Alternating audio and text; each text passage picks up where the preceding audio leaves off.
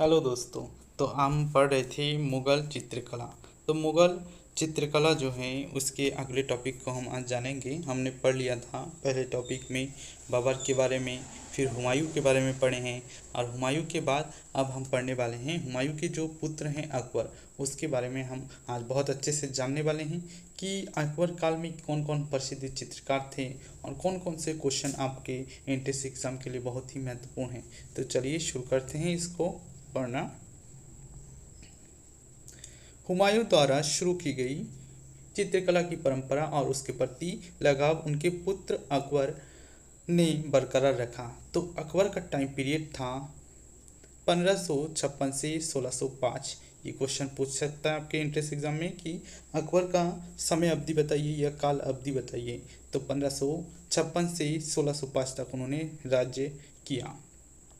अकबर के दरबार में इतिहासकार अबुल फजल, इतिहासकार कौन थे? तो अबुल फजल ने कला के लिए अकबर के जुनून का उल्लेख किया है। वह बताते हैं कि 100 से भी अधिक चित्रकार उनकी शाही चित्रशाला में नियुक्त किए गए थे। तो ये इतिहासकार अबुल फजल ने लिखा है अपने जो उनके लिखित दस्तावेज हैं, तो उन्होंने उसमें लिखा है कि अकबर का कला के प्रति बहुत ही जुनून था और उन्होंने 100 से भी अधिक चित्रकार जो थे उनको अपने शाही चित्रशाला में नियुक्त किया था। इसमें उस समय के सर्वाधिक कुशल फारसी व देशी भारतीय चित्रकार शामिल थे। इससे भारतीय और फारसी चित्रकारों का मेलजोल हुआ, जिन्हें एक विशिष्ट कला शैली के विकास में योगदान दिया। आपको ये समझ में आ गया होगा कि फारसी चित्रकार और भारतीय चित्रकार मिलके मेलझोल के कारण एक मुगल जो चित्रकला शैली, एक विशिष्ट चित्रकला शैली के विकास में योगदान दिया। इन कलाकारों ने एक ही स्थान मिलकर आत्मकांक्षी योजनाओं पर काम शुरू किया, जिसे दृश्य भाषा विषय वस्तु को लेकर नए मानक स्थापित हुए। यह माना जाता है कि अकबर को पढ़ने लिखने में परेशानी होती थी। डिस्लेक्सिया एक बीमारी का नाम है। अकबर को एक बीमारी थी। बीमारी क्या थी? पढ़ने लिखने में परेशानी होती थी। तो परेशानी जो होती थी वो एक बीमारी के कारण था, तो बीमारी का नाम था डिस्लेक्सिया। ठीक है, जिन्हें पांडुलिपि चित्रण का महत्व बढ़ा दिया। अब अकबर को लिखना पढ़ना तो आता नहीं था, तो उसको कैसे समझ में आए? तो उसमें क्या किया गया, जो पांडुलिपि लिखा जाता था उसमें वो लोग चित्र भी बनाना शुरू कर दिए। जब चित्र बनाना शुरू कर दिए तो अकबर को पढ़ना लिखना आता नहीं था, तो वो चित्र को देख के उस कहानी व उस समय जो हुआ है उसको समझने की कोशिश करते थे। उसके संरक्षण में पांडुलिपियों का अनुवाद, चित्रण व मौलिक परियोजनाओं पूर्ण की गई। उसकी योजनाओं में सबसे पहला कार्य अपने पिता की कलात्मक विरासत हमजानामा के चित्रण कार्य को जारी रखना था। तो उनकी आपने अगले वीडियो में देखा होगा कि उनके पिता के समय पे, हुमायूं के समय पे हमजानामा का चित्रण शुरू किया गया था। तो हुमायूं का देहांत हो जाने के बाद उस कार्य को अकबर ने अपने टाइम पीरियड में भी जारी रखा। ठीक, हमजानामा पैगंबर मोहम्मद के चाचा हमजा की वीरतापूर्ण कामों का चित्रित ग्रंथ है। तो हमजानामा क्या है? ये क्वेश्चन कई बार आपके पेपर में आ चुका है एंट्रेंस एग्जाम में बीएफए के, कि हमजानामा क्या है। तो हमजानामा पैगंबर मोहम्मद के चाचा, पैगंबर मोहम्मद एक इंसान है, शख्स है, उनके चाचा जो है हमजा, उनकी वीरतापूर्ण कामों का चित्रित ग्रंथ है। अकबर को हमजा की कहानियाँ सुनने में आनंद आता था। हमजा मध्य पूर्व के देशों के जन सामान्य एवं बुद्धिजीवियों के बीच के लोकप्रिय चरित्र थे।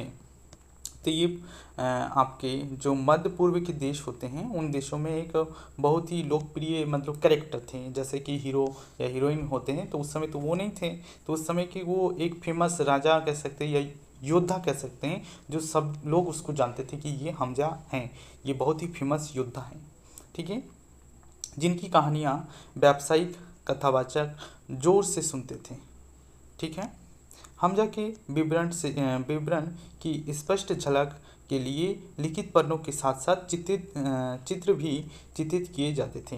तो जो हमजा की कहानियाँ थी उसको लिखा भी जाता था और साथ ही साथ उसमें चित्र भी बनाए जाते थे। राजा को चित्र अंकित विवरण और हमजानामा के पाठ सुनने दोनों में गहरी रुचि थी। कौन राजा? अकबर। अकबर जो थे उसको इस दोनों में ही गहरी रुचि थी कि वो जो चित्रित ग्रंथ है उसको देखना और उसकी कहानी को सुनना। इन चित्रों के विशिष्ट उद्देश्य के कारण इनका आकार बड़ा है। इनकी सतह कागज के ऊपर चिपकाए गए कपड़े से बनी थी। तो ये क्वेश्चन भी पूछा जा सकता है कि हमजानामा में बने गए चित्र किस पर बनाए गए थे? तो कागज की सतह पर कपड़ा को चिपकाकर बनाया गया था, जिनके ऊपर कथावाचक के लिए विवरणात्मक गद्य लिखा जाता था। और कथावाचक जो थे उनके मतलब एक चित्र बनाया जाता था, चित्र के ऊपर एक पेज छोड़ा जाता था या पैराग्राफ, उस पर कथावाचक के ऊपर जो टिप्पणी लिखना है वो लिखा जाता था। इसके ऊपर जलीय और अपारदर्शी रंगों गाउच तकनीक इस्तेमाल की गई। जो ये हमजानामा के चित्र बने हैं तो कौन से टेक्निक से बने हैं और कौन से कलर से? तो जल रंग और अपारदर्शी रंग, ओपेक कलर, और गाउस टेक्निक से। एक बॉश टेक्निक होता है, एक गॉश होता है, एक गाउच होता है। तो गाउस टेक्निक से, जिसे हम गॉश भी कहते हैं, उस टेक्निक से ये चित्र बनाए गए। ऐसा लगता है कि मुगल चित्रकला विभिन्न कलात्मक परंपराओं से प्रेरित कलाकारों का सामूहिक कार्य है। मुगल चित्रकला में आसपास मौजूद प्रकृति से ही फूल पत्ती, पेड़ पौधों व जीव जंतु का अंकन की छवि ली गई। तो कह रहे हैं कि मुगल चित्रकला में जितने भी आसपास के आपके नेचर में मिल रहे हैं जीव जंतु, पेड़ पौधे, फूल पत्तियाँ, उनका छवि को लिया गया है, इमेज को लेके बनाया गया है। हमजानामा के चित्रित पन्ने पूरी दुनिया के विभिन्न कला संग्रहालयों में हैं। यहाँ लिखित हमजानामा 14 खंडों में विभक्त है। यहाँ से जितना भी है ये बहुत ही इम्पोर्टेंट है आपके लिए, आपके एग्ज़ाम के दृष्टि से। तो इसको आपको आंख बंद करके याद कर लेना है। क्या करना है कि हमजानामा कितने खंडों में विभक्त हैं? तो 14 खंडों में। इसके 14 खंड हैं, 14 खंडों में विभक्त है। और कितने पन्ने हैं? तो इसके 1400 पन्नों को चित्रित करने में करीब 15 वर्ष लगे थे। तो इसके कितने चित्रित पन्ने हैं? तो 1400 पेज चित्रित हैं। ठीक है, कितने पन्ने चित्रित हैं? तो 1400 पन्ने इसके चित्रित हैं। और इसका कितना टाइम लगा था तो चित्र बनाने में? तो 15 वर्ष लगे थे। कितना वर्ष? 1400 पन्ने चित्रित हैं, 15 वर्ष लगे थे। इस विशाल योजना की तिथि 1567 से 82 मानी गई है, जो कि किसके कार्यकाल में शुरू होता है? हुमायूं के कार्यकाल में ये हमजानामा शुरू किया गया था, इसमें चित्र बनाना, और ये लास्ट में ये कंप्लीट होते होते 82 तक मानी गई है। तो ये इसका टाइम पीरियड है, इसको भी आपको याद रखना है। तो क्या याद रखना है? हमजानामा 14 खंडों में विभक्त है, 1400 पन्ने इसमें चित्र बनाए गए हैं, 15 वर्ष का टाइम लगा था, जिसका टाइम है 1567 से 82 मानी गई है। यहाँ 2 फारसी कुशल चित्रकार मीर सैयद अली और अब्द उस सहमत के निरीक्षण में चित्रित किया गया। तो ये इसके चित्रकार कौन थे? चित्रकार बहुत सारे थे, लेकिन 2 कुशल चित्रकार ये मेन कारीगर थे, इनके अंडर में इसको बनाया गया। हमजानामा के चित्र हमजा के जासूसों का कैमूर शहर पर हमला। तो ये कैमूर शहर, ये आपको चित्र दिख रहा है। तो ये जो चित्र है, इस चित्र में आप देख सकते हैं हमजा के जासूसों का कैमूर शहर पर हमला। तो ये चित्र कब बना है? इसी चित्र को अच्छे से विवरण किया गया है। तो ये चित्र बना है 1567 से 82। तो ये आपका जो चित्र है इसी का वर्णन इसमें किया गया है। ठीक है, इसको आपको याद कर लेना है। तो चित्र में क्या बताया जा रहा है? चित्र में बताया जा रहा है हमजा के जासूसों का कैमूर शहर पर हमला की जगह पर सावधानी पूर्वक उपयोग किया गया है तथा दृश्य का स्पष्ट विभाजन किया गया है, जिससे उसे आसानी से देखा व समझा जा सकता है। इस प्रकार के चित्र में बहुत सी गतिविधियां घटित हो रही हैं और तीखे चटक रंगों का उपयोग किया गया है। इस चित्र इस प्रकार की चित्र जीवंतता को दर्शाया गया है। इसमें हमजा की जासूस कैमूर शहर पर हमला कर रहे हैं। पेड़ पौधों व पत्ती व अन्य आकार के सशक्त बाह्य रेखांकन को स्पष्ट किया गया है। तो यहाँ पे यही चित्र के बारे में बताया जा रहा है कि चित्र को बहुत सावधानी पूर्वक बनाया गया है और दृश्य को स्पष्ट, मतलब ये दृश्य अगर बनाया गया है तो इससे ये डिफरेंट बनाया गया है, जिससे दोनों ही आपस में स्पष्ट दिख रहे थे कि इसमें क्या काम हो रहा है, इसमें क्या काम हो रहा है। और फिर इसमें क्या क्या हो गया है, बहुत सी गतिविधियाँ, मतलब ये लोग क्या काम कर रहे हैं, जासूस आ रहे हैं तो छुप छुप के देख रहे हैं कि कहाँ पे सैनिक, यहाँ पे आप देख रहे हैं कि ये चढ़ रहा है आदमी। तो इसको बहुत सारी गतिविधियों को दिखाया गया है। कलर बहुत ही चटक और चटकीले रंगों का उपयोग किए गए, तीखे, ठीक है। और इसमें क्या कहा जा रहा है, शहर का नाम है कैमूर शहर पर हमला किया जा रहा है। हमजा के जासूस, हमजा आपको पता ही है पैगंबर मोहम्मद के जो चाचा थे, उन्हीं के जासूस जा रहे हैं कैमूर पे हमला करने। तो आगे बढ़ते हैं। ज़्यादातर चेहरे पश्चाकार अंकित किए गए हैं, पर 3/4 चेहरे भी दिखाई गए हैं। कह रहे हैं कि ज़्यादातर जो चेहरे हैं वन साइड फेस के हैं, और कुछ क्या करें 3/4, मतलब ये अगर कर दिया जाए तो इसे 3/4 कहेंगे, और एक साइड के जो फेस हैं उसे क्या कहते हैं, आपका पश्चिम आकार चेहरे। तो एक साइड के वन साइड फेस ज़्यादा दिखाए गए हैं हमजा के चित्रों में, और कुछ कुछ जगह पे 3/4 वाले चेहरे भी दिखाए गए हैं। क्या करें, फर्श, खम्भों व बुर्ज पर उत्कृष्ट घने जटिल पैटर्न के अंकन पर फारसी प्रभाव दिखता है। तो आप अगर देख पा रहे हैं तो ये जो खंबा है या इस पे जो डिज़ाइन किया गया है, ये पारसी प्रभाव, मतलब जो आपको ईरानी प्रभाव इस पे दिखाई दे रहा है। इसी तरह चट्टानों और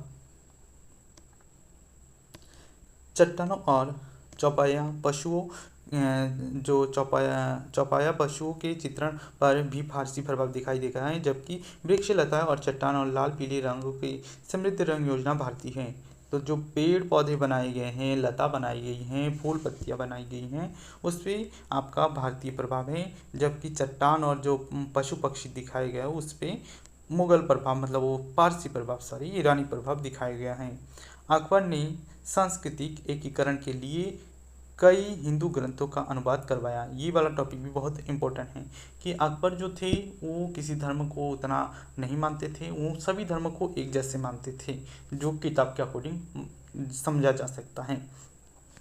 तो अकबर सभी धर्मों को एक जैसा मानते थे, तो उन्होंने हिंदू किताबें, जो हिंदू की बहुत अच्छी अच्छी किताबें हैं, जैसे महाभारत है, भगवत पुराण है या रामायण है, उनका क्या किया, संस्कृत से फारसी में अनुवाद कराया था। तो उसी को बताया जा रहा है। अकबर ने सांस्कृतिक एकीकरण के लिए कई हिंदू ग्रंथों का अनुवाद करवाया। उसमें से कई महत्वपूर्ण संस्कृत ग्रंथों का फारसी भाषा में अनुवाद और चित्रण करवाया।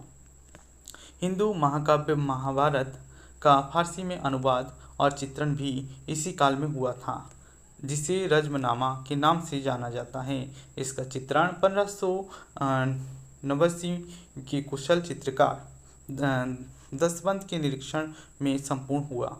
तो आप ये देख ही सकते हैं कि ये जो हिंदू सबसे बहुत ही महत्वपूर्ण महाकाव्य ग्रंथ है महाभारत, इसका फारसी में अकबर के समय में अनुवाद हुआ, जिसका नाम है रज्मनामा। कब हुआ, तो 1589 में, ठीक है।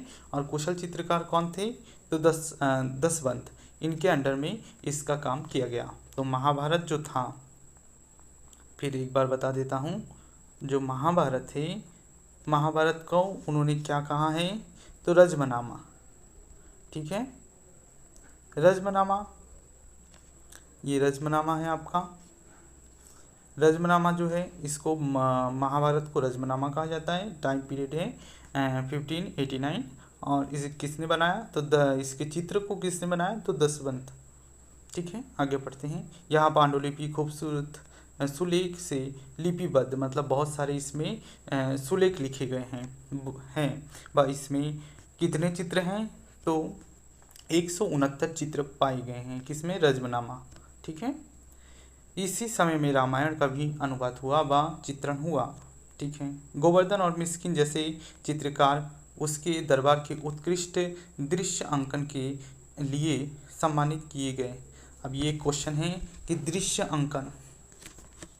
अंकन के लिए उत्कृष्ट चित्रकार कौन थे? तो गोवर्धन और मिस्किन, इनको उन्होंने सम्मानित किया था कि ये लोग बहुत अच्छे दृश्यों का चित्रण करते थे। ठीक, तो ये अकबर के काल के कितने चित्रकार हो गए हैं? 10 बंद हो गए पहले नंबर में। और फिर आपको आगे भी देखा है आपने कौन कौन थे, तो मीर सैयद अली, अबुल हुसैन अहमद, और उसके बाद कौन है? गोवर्धन और मिस्किन। तो ये आपको याद रखना है।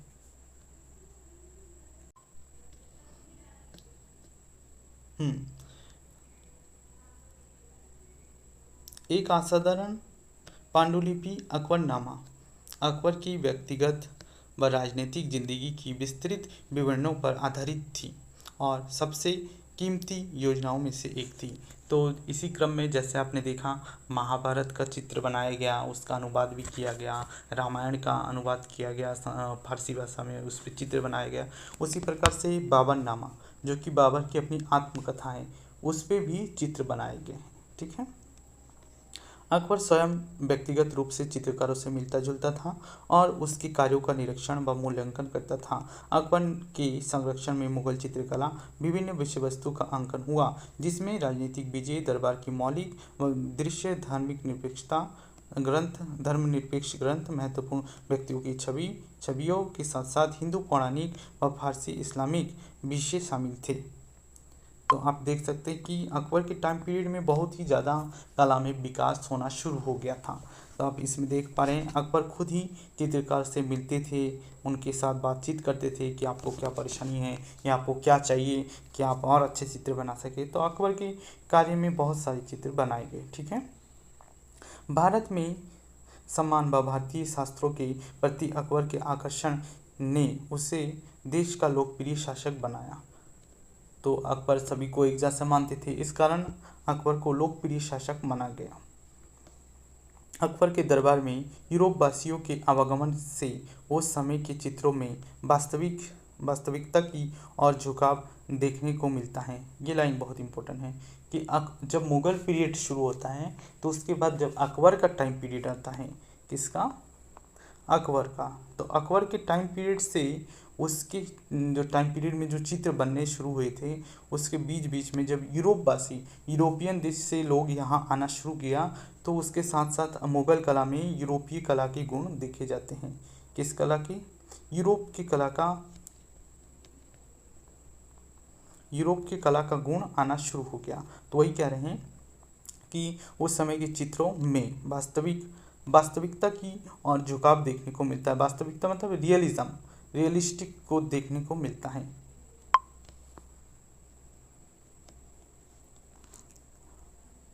इस संदर्भ में मेडोना एंड चाइल्ड 1580 आरंभिक मुगल शैली का महत्वपूर्ण चित्र है, जो कि अपारदर्शी जल रंगों से कागज पर चित्रित है।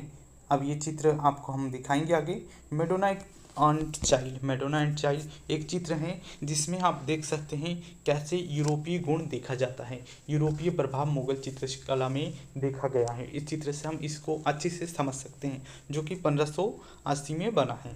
ठीक है।